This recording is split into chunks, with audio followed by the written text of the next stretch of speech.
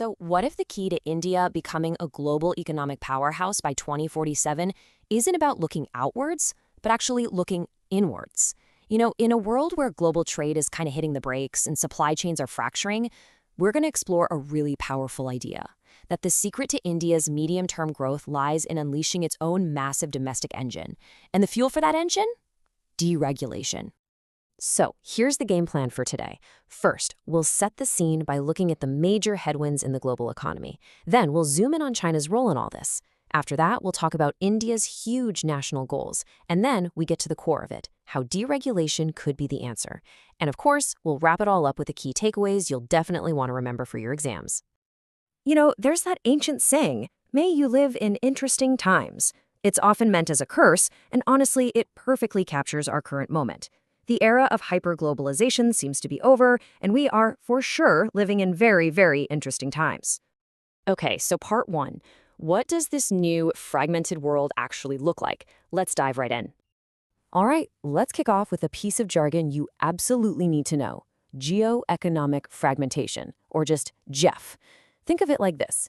The world used to be moving towards one big open marketplace. Well, GEF is that process going into reverse. Countries are now forming smaller clubs, guided by strategies like friendshoring. Basically, we'll only trade with our friends and allies. And this isn't just a theory. You can see it in the data. Just look at the chart. Global trade growth has slowed down a lot. And industrial production in the big, advanced economies, it's stagnating. So GEF isn't some abstract idea. It's putting a real drag on the world economy, which makes that old path of export-led growth much, much harder for countries like India. And to put a really big number on it, get this. In just 1 year, the value of trade hit by new restrictive policies shot up to a mind-boggling $887.7 billion.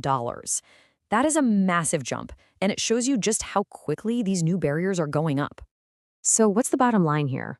Well, this fragmentation comes with a huge price tag. We're talking about a potential 7% hit to global GDP. And it could get even worse, maybe up to 12% in some countries if we also see technologies splitting into separate competing camps.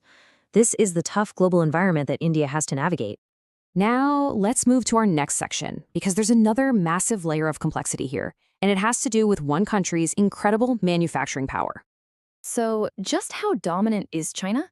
Well, by 2030, projections show it could control a staggering 45% of all global manufacturing. I mean, just let that sink in. A single country making nearly half of everything. That's a level of dominance we've rarely seen in modern history. Okay, so think about one of the most important things happening in the world right now, the shift to green energy. It's a huge priority for everyone, right? But where does all the stuff for that transition actually come from? Well, let's look at solar panels.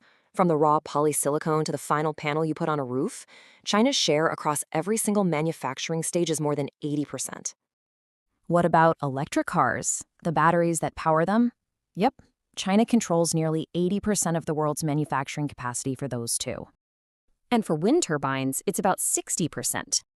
The implication here is enormous. It creates a huge dependency for the rest of the world, including India, as everyone tries to build a secure green energy future. Okay, so given this really tricky global situation, fragmentation on one hand and this massive dependency on the other, let's bring the focus back home to India and its own ambitious goals.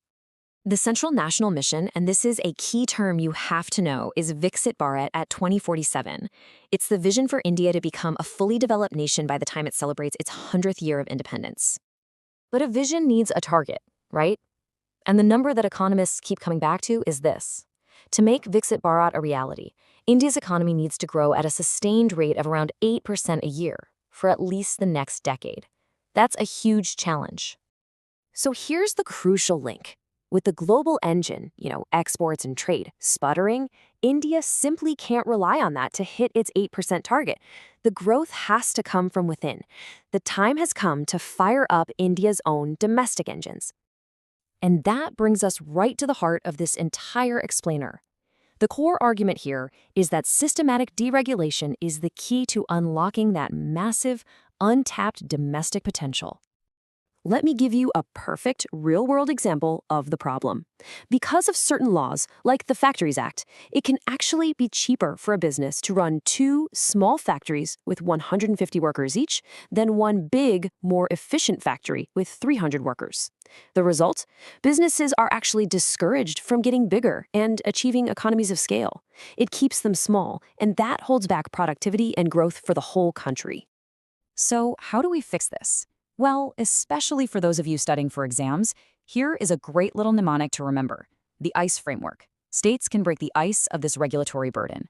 First, you identify the specific rules that are holding businesses back. Then, you compare your rules with other states or countries that are doing it better. And finally, you estimate the true real-world cost that these rules place on a single business. ICE: identify, compare, estimate. And this leads to what's being called Ease of Doing Business 2.0. This is the next level of reform. It's about getting smarter. It means liberalizing standards, so rules are the minimum necessary. It means putting in legal safeguards to protect businesses from arbitrary decisions. It means cutting down hidden fees and charges. And maybe most importantly, it means using risk-based regulation, tailoring the rules to the actual risk, instead of using a one-size-fits-all hammer for everything. All right, we have covered a ton of ground. So now let's get to what might be the most important section for your preparation. Let's consolidate everything into a rapid-fire summary of all the key takeaways. So let's put it all together. First, remember the big jargon. The world is moving from hyperglobalization to geoeconomic fragmentation, or GEF. Second, this has a real cost, almost $888 billion in new trade restrictions. Third, the China factor is huge, with its projected control of 45% of manufacturing and dominance in green tech. Fourth, India's goal of Viksit Bharat needs sustained 8% growth. Fifth, the core solution is to look inward and unleash domestic growth through deregulation. And how do we do that? At the state level, using the ICE framework, and at a policy level, with the next phase of reforms, EODB 2.0. This is all about helping India's smaller businesses grow big and strong. And we'll end on this final, powerful idea. You've heard of the butterfly effect, right? How the tiny flap of a butterfly's wings can eventually cause a hurricane? Well, the same could be true here. Small, smart, targeted acts of deregulation might just be the catalyst that sets off huge waves of entrepreneurship, investment, and growth, powering India all the way to its 2047 vision.